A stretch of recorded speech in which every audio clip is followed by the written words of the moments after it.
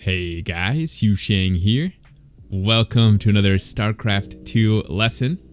We're watching Reynor right now, and he's up against a notorious Protoss late game player. It is Zaun. And we're gonna watch this game. We're gonna try to pick up some tips from Reynor here.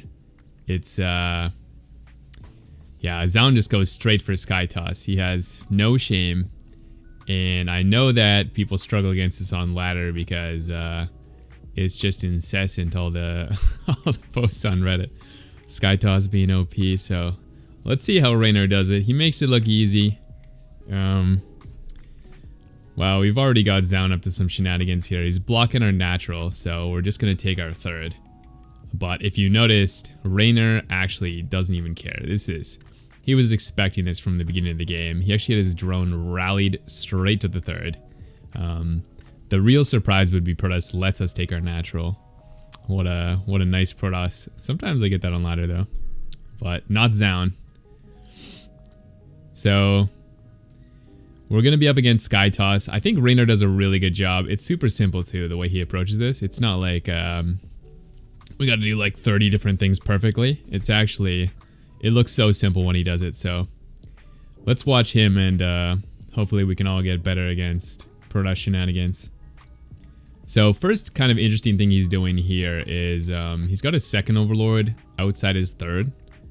And the reason he's doing this is just to keep track of that probe, because there's definitely a few nasty, disgusting build loaders that Protoss can go for, like Gate, Cyber, Forge, and then just cannon rush our third base here after done our natural. And so if we can just keep track of where that probe is, we can pick up on if you know, any weird shenanigans like that are starting.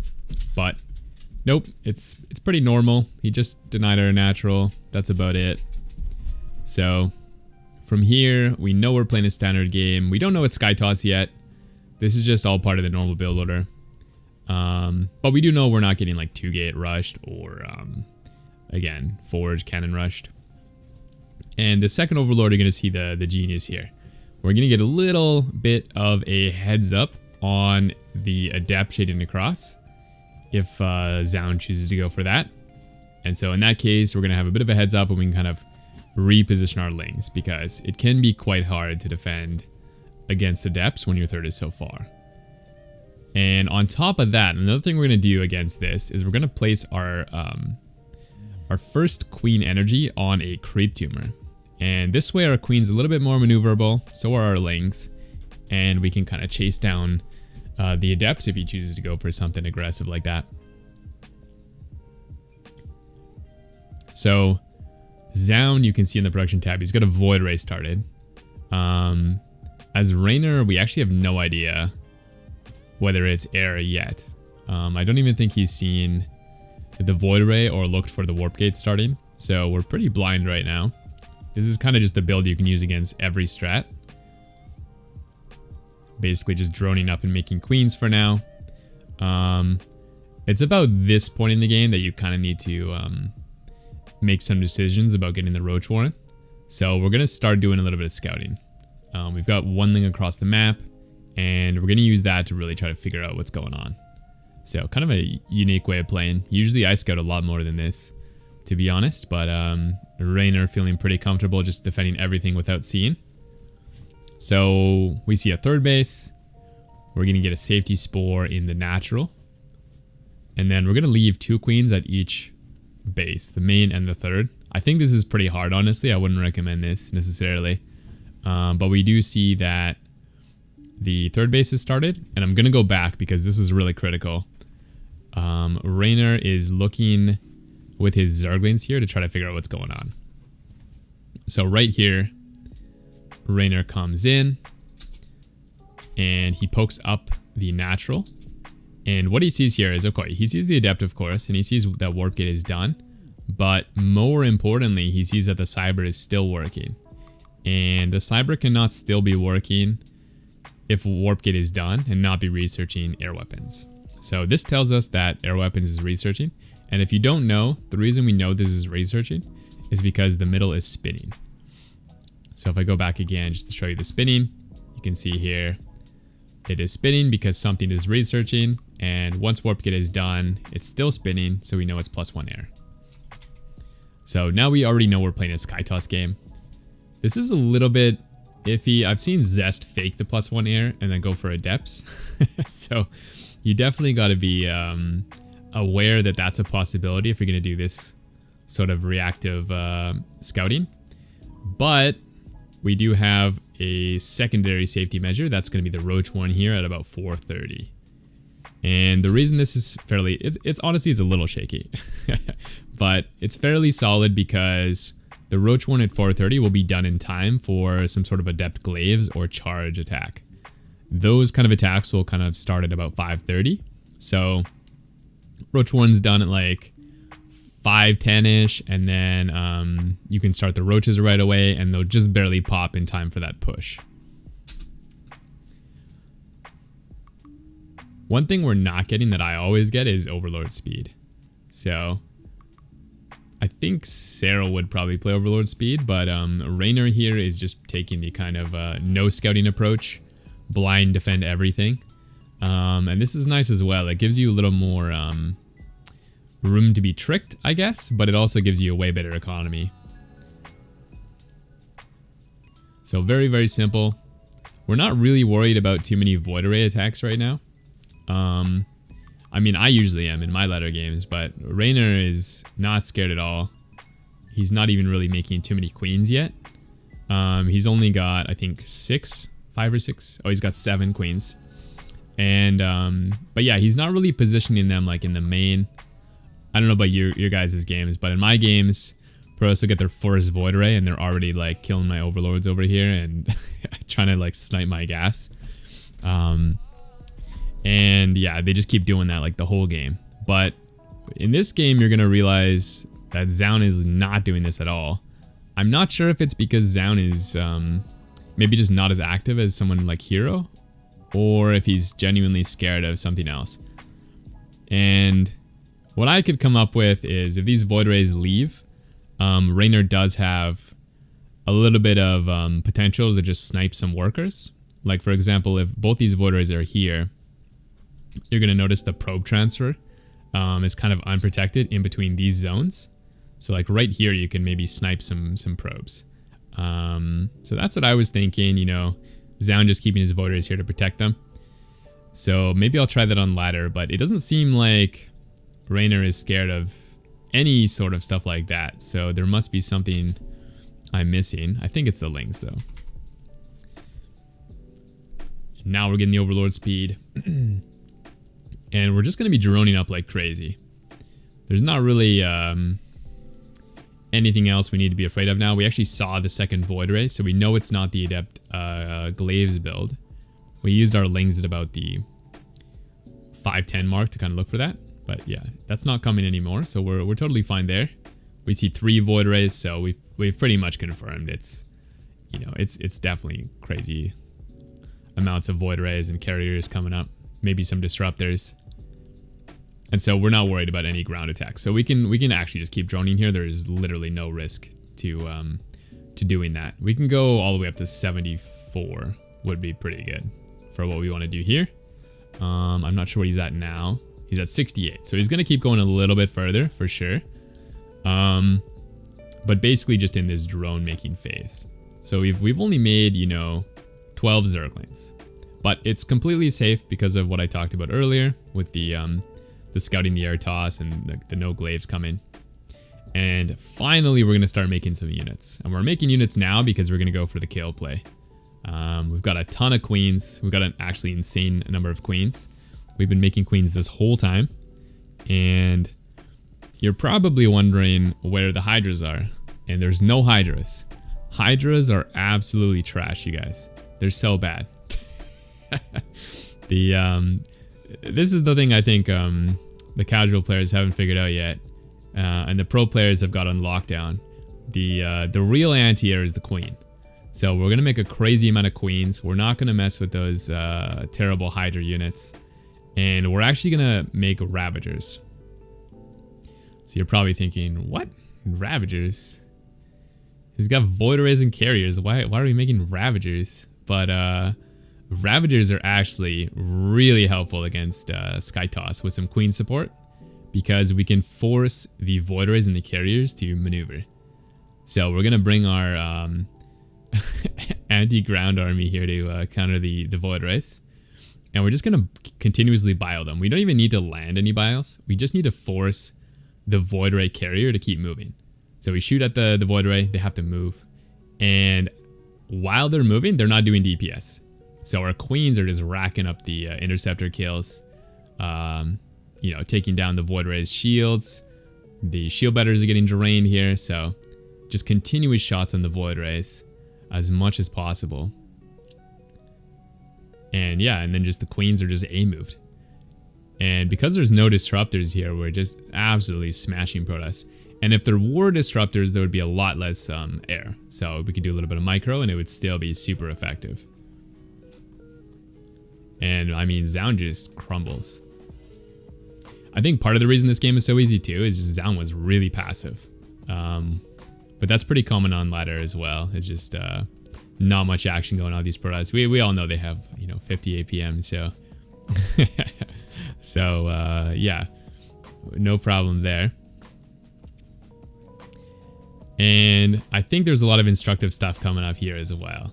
We've got a ton of Roach Ravagers still, but we have, you know, no army to really fight this carrier Void Ray army once the disruptors get out and counter our Queen Roach Ravager here. So, you know, pretty much all the units we've made so far are now completely useless. They serve their purpose. They helped us kill all of Zaun's bases. And it wasn't like Zaun could fight us earlier, but now they're kind of all trash. And unfortunately, we spent a ridiculous amount of money on this comp.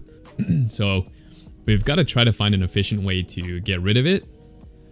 These queens are toast, by the way. They're just too slow. They're like grannies with canes, and we're just not gonna save them. We're just gonna sacrifice them.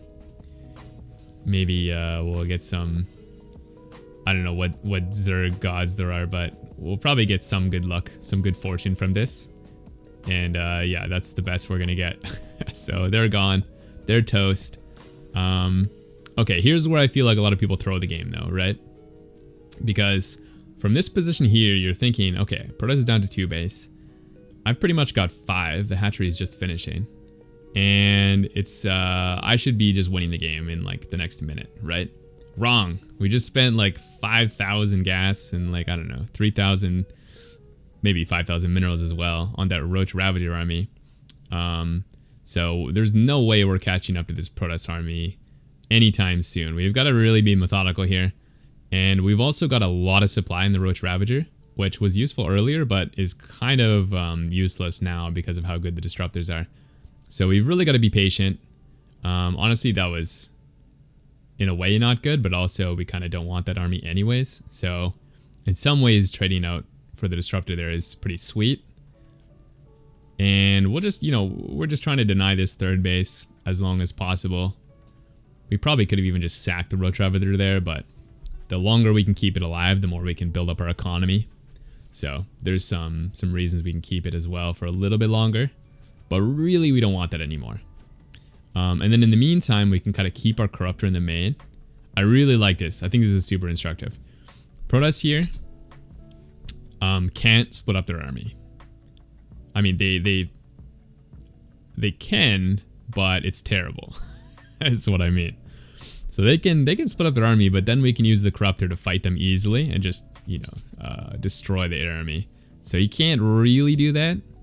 And so what we're doing here is we're kind of forcing Protoss to either fight the Corruptors or to defend the Roach Ravager lane. And so that's making it really, really difficult for Protoss to defend. So we cancel the 3rd again. I mean, it looks like Zaun is just running around like a chicken with his head cut off, not knowing what to do, but it really is a Protoss limitation that you can't split up your army here very easily.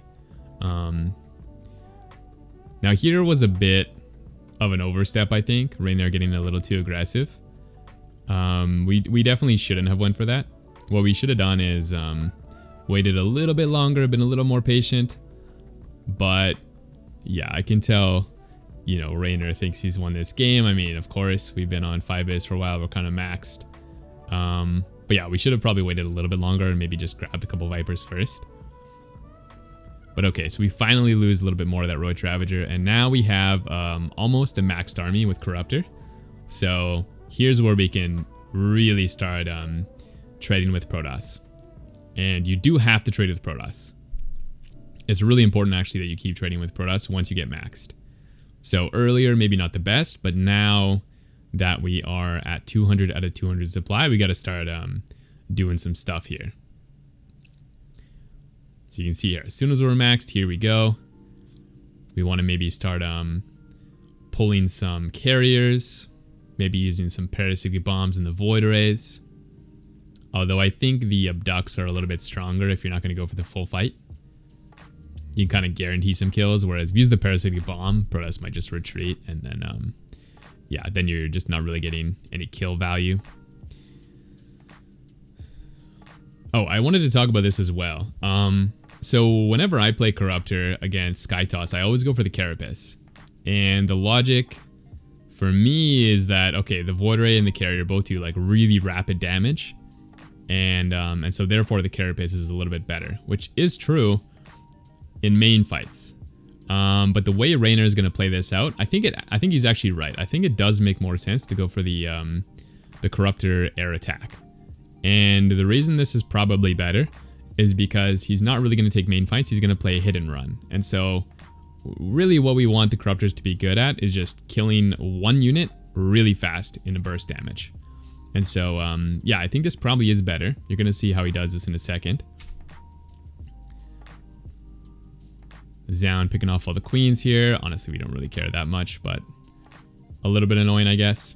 But now we're going to start sniping these carrier. So we come in here, Void Rays turn on, and it doesn't really matter. We can just pick off the carrier here. There's not really much Protoss can do, actually, unless they have High Templar. So you can pretty much do this all day if they don't have those.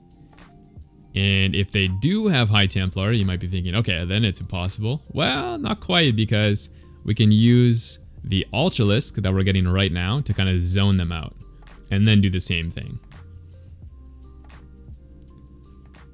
Let's just recharge the Viper energy. Then we're going to come back in and we're just going to continue doing that the whole game, basically until Protoss runs out of money. And you can see here that Protoss is only at 130 supply. So yeah, if we keep doing this, they're never going to max, and we can just keep trading super efficiently.